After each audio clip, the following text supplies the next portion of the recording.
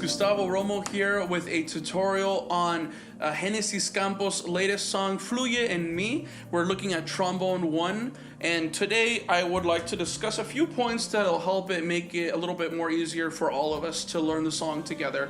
I was looking at the beginning of the song, and you know, there's a beautiful intro at the beginning of the song. We're going through it, and then, you know, once we hit the part where it goes Fluye en mí, Fluye en mí, Fluye en mí, Fluye en mí, Señor. And then the moment that the trombones come in, I found out that the beginning of it looked a lot familiar, and turns out it is, because I've seen this before when I was practicing my skills.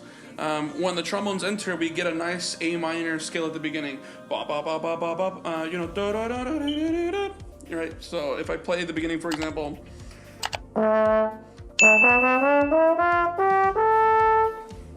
And I was like, huh, that's totally just an A minor scale. And then I realized when I was listening to all my music instructors, all my band directors that have always told me, learn your scales, learn your scales, learn your scales. People, I am telling you that when you learn your skills, it cuts your learning time in half when you are learning new music, because once you get yourself familiar with the scales, learning music becomes a lot more easier because you know which notes work in the song. So for example, this beginning right here.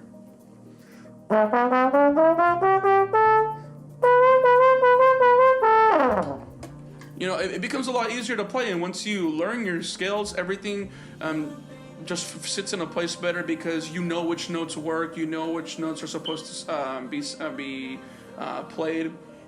And moving on with that, when we're going up that line, what I like to do is I like to just accent the first note, and then scoop up to the top. You know, we're playing and you can actually do that with your mouth when you're playing. You know.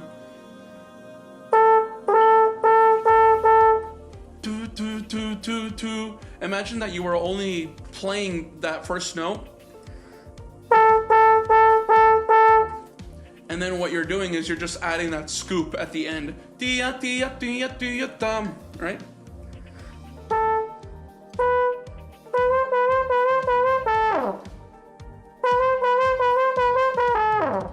You know, and you can repeat that as many times as you need to, but finding out that when you just need to articulate the first note, and then you're just adding the scoop at the end, It's very nice, very cool line. Another thing to know is that we actually have a solo in the trombone 1 line here, but one thing to keep in mind is that there is still lyrics going on. So, although it is marked as a solo, it is important that we take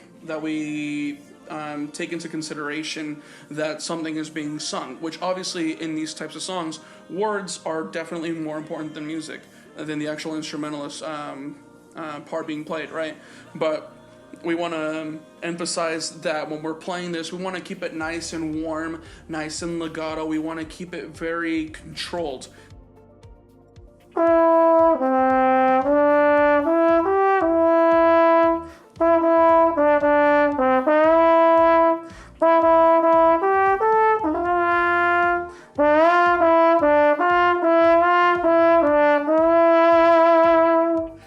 Feel free to add that little shake at the end, you know, like in the recording did.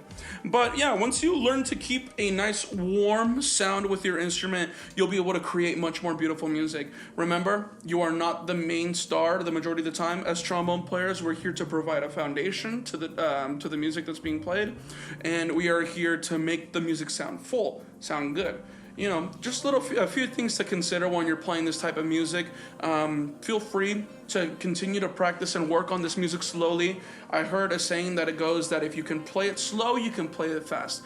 It might be annoying to practice music really slow, but I promise you, once you can play it slow, begin to speed it up a little by little. And once you can play it perfectly 8 times, you are able to play it perfectly every time. So everyone, I hope this helped out. I know I'm not where I need to be, but I'm working on it, and I hope you are as well. That's why we're all here together. That's why we're here sharing this information and taking the time to learn this stuff, right?